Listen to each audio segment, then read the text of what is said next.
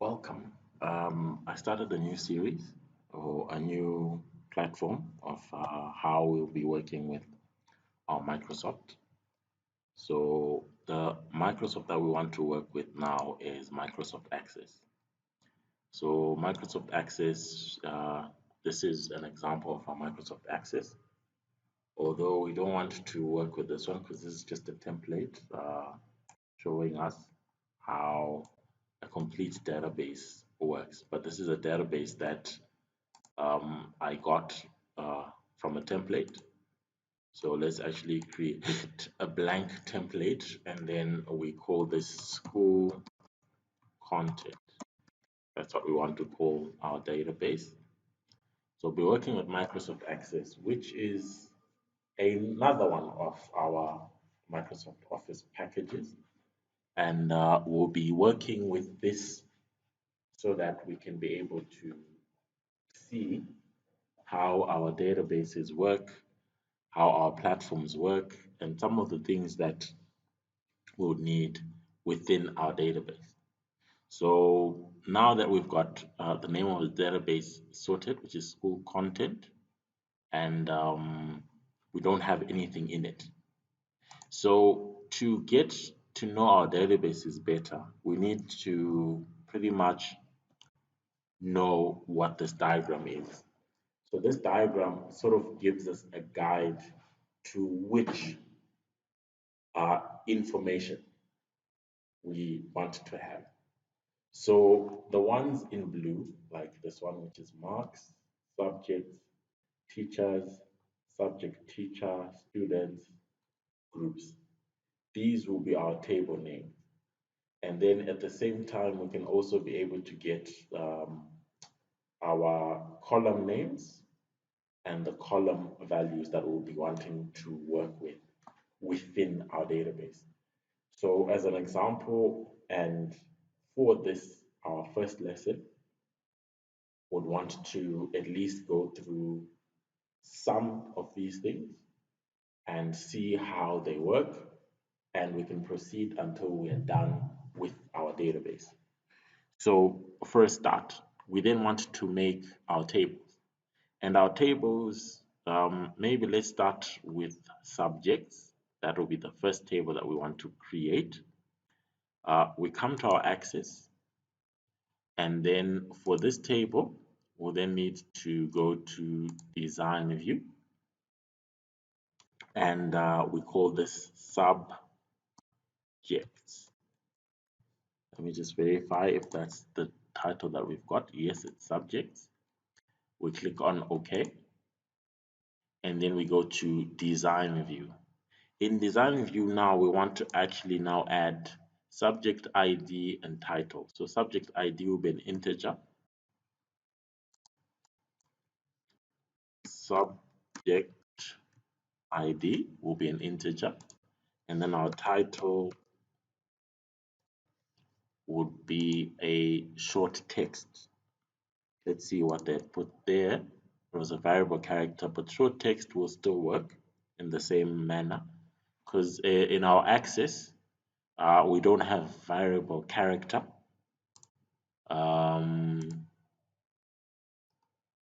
We've actually just got short text and long text, number, date, currency, auto number, you name it.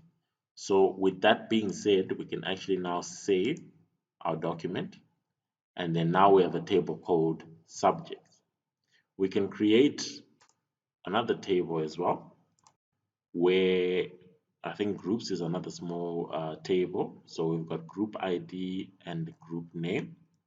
We do the same, whereby we just click on table. The table name is groups. So we save it as groups. We click on OK. We then go to design view. We call it group ID and name. So this becomes group ID, and then this becomes a name, and make that a short text, We click on save.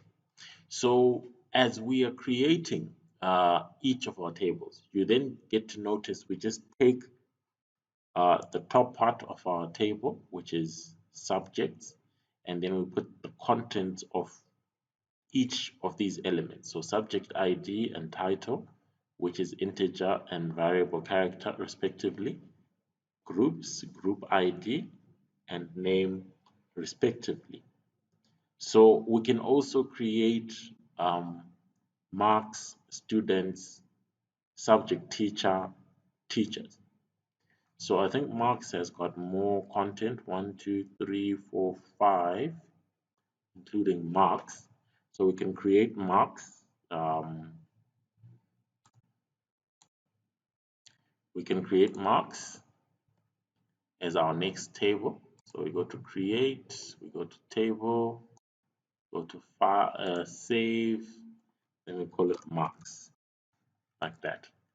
So we click on OK, and then marks is done. So we come back to marks. We need a mark ID, student ID, subject ID. Okay. So we right click, design view, marks ID, student ID. This becomes a number. What else did we have? Subject ID. Subject ID. And then this also is a number like that. So we've got marks ID, student ID, subject ID. The last two will be date and mark. So we then have a date, and then data type becomes date and time. And then the last one becomes our mark, which should also be an integer.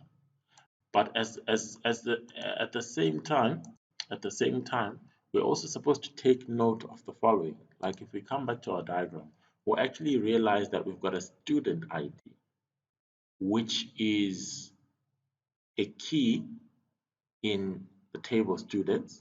We've also got a subject ID, which is a key in the table subjects. So what this then means now is if we've got our student ID, in the students table, it's for a primary key. In the marks table, it becomes a foreign key. Same goes for the subjects. In the subjects table, it becomes a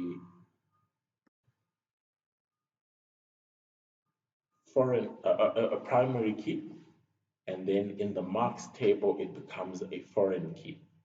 So with this layout that we've got, it makes our data link or work together with um, how our tables have been named and how our keys have been named. So far we've done our marks table, our subjects table, our groups table.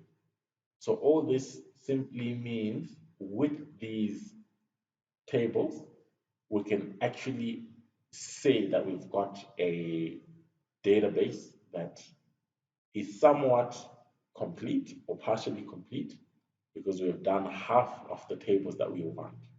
So the next table we want to do is maybe the subject teacher table, which is this one. So we can't actually name it like that.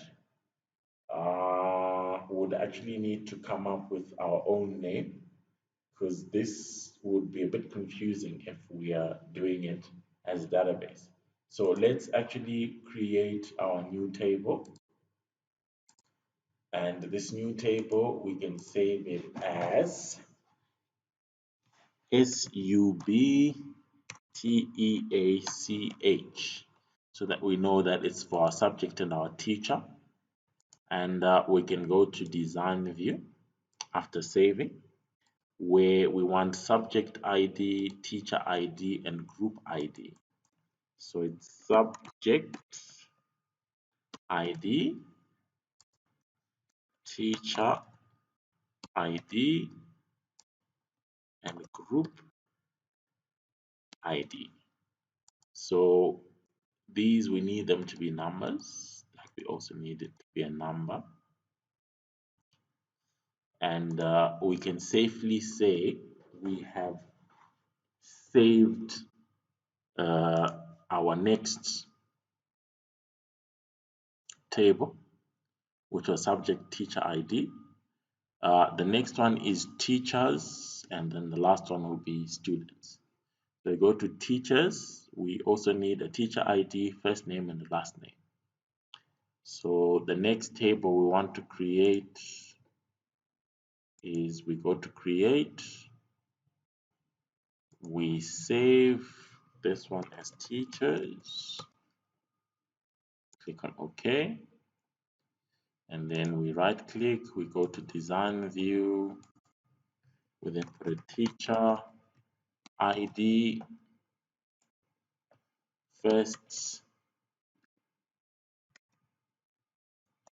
name, we need a last name. We save that, and then all our content is there. The last table we want is our students. That's the last table that we've got. We go to create, we select table, we save this as students. We click on OK, and then we go to design view. Now we want to put content from our students, which is student ID, first name, last name, and group ID. So this becomes student ID, first name, last name, and group ID, which is an integer, like that. Click on save, and then now all our tables have been done. Okay, so for the most part, we have actually created our database and we've created our tables. Although we actually had not been adding information. Okay, so maybe before we close up this lesson, let's try and add information to our tables.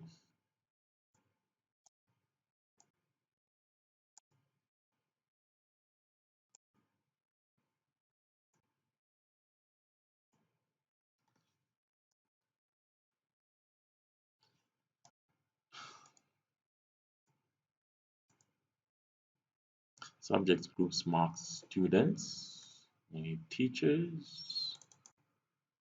We need subject tag. Okay, so based on this diagram, we need to have certain elements being present. For example, we cannot have a student without having a group first. We can also not have a mark without having a student. We can also not have a subject without having a mark. We also can't have a teacher without a subject ID or a group ID. We can also not have a teacher ID without having a subject that the teacher is actually responsible for. So each element in our database is pretty much related. So we can start with our subjects.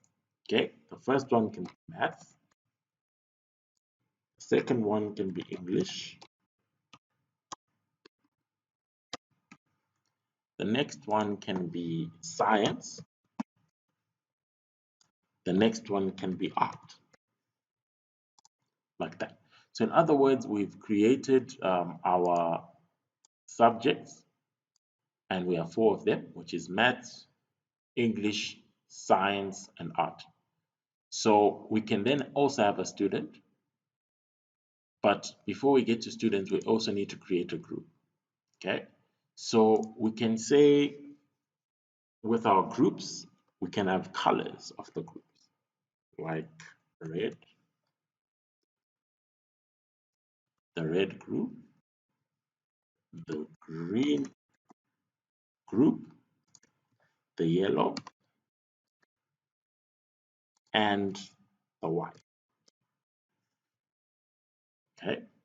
We can also, we can't have the marks just yet because we need to have a student. We also need to have a group. So the next part we need to do is we need to go to a student. So we need a student, which can be Simon Peter,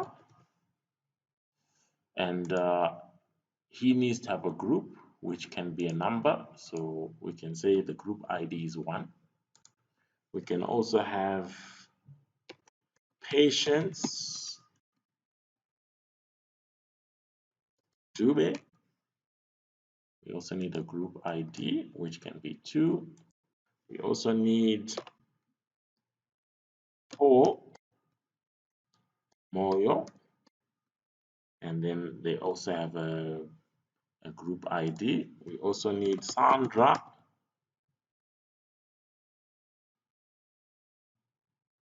Hill, and then we also need a group ID like that. So we can then be able to match a group to a student and a student to a subject. Okay. So from there, now we can actually have a teacher, or rather, we can actually now put the marks.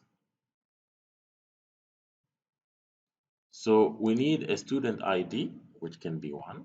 We also need a subject ID, which can be 2. We also need a date, which can be today's date. We also need a mark, which can be 70. We go to the next student, which can be student number 2. We need a subject ID, which can be subject number 1. We need a date, which can also be today's date. And then the mark can be 80. We go to the next value, which can be student ID number 4, subject ID number 3. The date, we can put a different date from today's date, and we can also put our mark. We put the next student, which can be student number 3, subject ID number 2. We can put a date, which can be a different date, and we can put a mark, which can be 90. Okay, so at this particular point, we've got our subjects, our groups, our marks, our students, our teachers, and our subjects to teach. Okay, so let's add some teachers. We can put the following. We can put Tonderai, Ungwe. We can put Meshek, Stole. We can put Abraham, John. We can put Henrietta,